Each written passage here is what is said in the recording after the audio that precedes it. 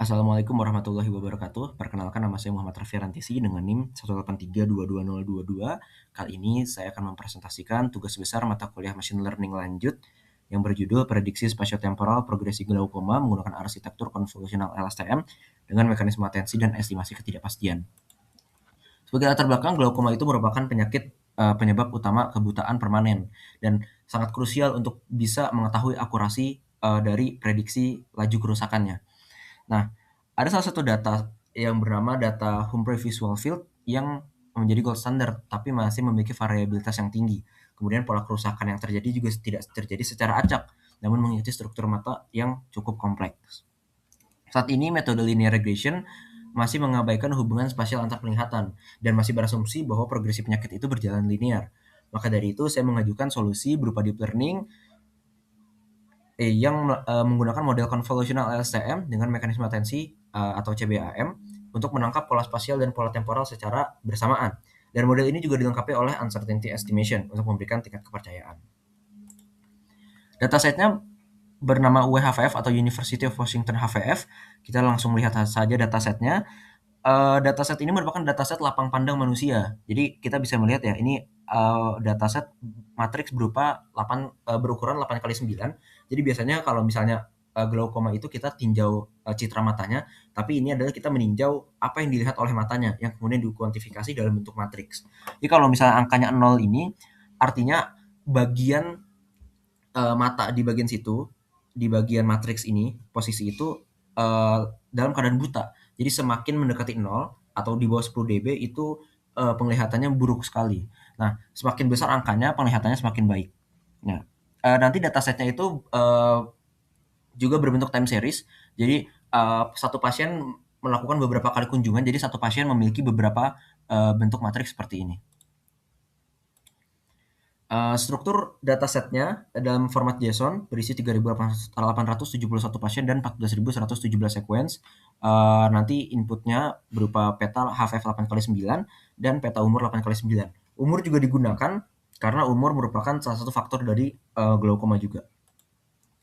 Berikut adalah metodologinya. Yang pertama dilakukan persiapan data HVF dan data usia, dilakukan normalisasi, kemudian digabungkan. Kemudian dilakukan convolutional LSTM, kemudian dilakukan attention CBAM, kemudian outputnya dilakukan perhitungan mean dan perhitungan ketidakpastian sigmanya yang akan masuk ke dalam fungsi loss di akhir. Nah, arsitektur deep learning yang digunakan yang pertama adalah convolutional LSTM, yaitu LSTM memakai konvolusi. Kenapa konvolusi? Karena kedua ini mampu memodelkan pola spasial dan dinamika temporal secara bersamaan. Nah, LSTM itu bisa digunakan untuk ada dataset yang sifatnya time series, dan konvolusional itu digunakan kepada dataset yang berbentuk matriks dan cocok dengan dataset WHFF ini. Kemudian karena setiap bagian dari matriks itu sebenarnya tidak bisa untuk dilihat dengan bobot yang sama, apalagi bagian-bagian mata yang sudah memiliki progresivitas yang rendah, itu bisa saja memiliki progresivitas yang cukup buruk lagi, tidak linear lagi. Maka digunakan modul CBAM sebagai attention untuk menilai fitur mana yang penting dan titik mana relevansinya muncul, seperti itu. Nah, kemudian setiap outputnya nanti akan dilihat juga, akan dimunculkan juga nilai dari uncertainty-nya. Nah, pertama kami melakukan evaluasi model. Evaluasi model ini pertama kami setelah melatih modelnya, kami melihat nilai error-nya atau nilai MAE-nya. Kita bisa lihat di sini bahwa masuk ke dalam deep learning yang inisial. Ini adalah model yang pertama kali saya buat. Setelah dilakukan analisis, ternyata nilai MAE-nya adalah 2,11 dB. Dan ketika dibandingkan dengan nilai linear regression, sebagaimana saya sebut di latar belakang juga tadi, nilai linear regression ini 2,06 dB. Sehingga masih ada jarak sekitar 0,05 dB yang menjadi kesenjangan antara model deep learning dengan model linear regression. Dan kita di sini ingin mencoba untuk dalam tanda kutip mengalahkan nilai dari nilai regresi linear ini. Nah, ini visualisasi dari inputnya yang digunakan. Ini yang kolom kiri adalah kolom input berupa peta HVF-nya yang sudah dinormalisasi. Kemudian yang kedua adalah input umur yang kita buat juga sebagai heat map. Jadi makanya nilainya seragam karena umurnya juga hanya satu, yaitu 53,8 atau 54,9 misalnya. Nah, ini visualisasi dari modelnya. Jadi yang paling kiri ini adalah visualisasi dari target aslinya, ground truth-nya, kemudian ini prediksi AI-nya dan ketidakpastian dari sigmanya. Kita bisa lihat bahwa prediksi AI sudah membentuk pola yang cukup mirip dengan target aslinya, namun ada beberapa kotak yang warnanya tidak terlalu sesuai dan hal tersebut ditangkap oleh ketidakpastian. Semakin warnanya terang, semakin tidak pasti bagian itu diprediksi oleh AI. Kemudian dilakukan tuning atau perbaikan dari model. Setelah itu dilakukan analisis lagi menggunakan metode MAE tadi, metode MAE juga, yang setelah itu hasilnya adalah 2,03 dB, yang lebih baik 0,03 dB daripada nilai regresi linear. Jadi model ini yang akan digunakan pada analisis-analisis selanjutnya. Selanjutnya di sini adalah visualisasi hasil model baru. Nah, kolom paling kiri ini merupakan input HVF pada kunjungan mata sebelumnya. Nah, yang tengah ini adalah attention map-nya, yang kita melakukan tambahan sebuah layer yang mengarahkan model untuk bisa menandakan dan ketika digabungkan dengan si input. Maka dari itu yang kanan adalah overlay-nya, yang klinis plus AI, sehingga dokter bisa mengevaluasi daerah mana sih yang menjadi daerah yang memiliki atensi yang lebih untuk ditinjau lebih lanjut seperti itu. Nah, kemudian ini korelasi personnya.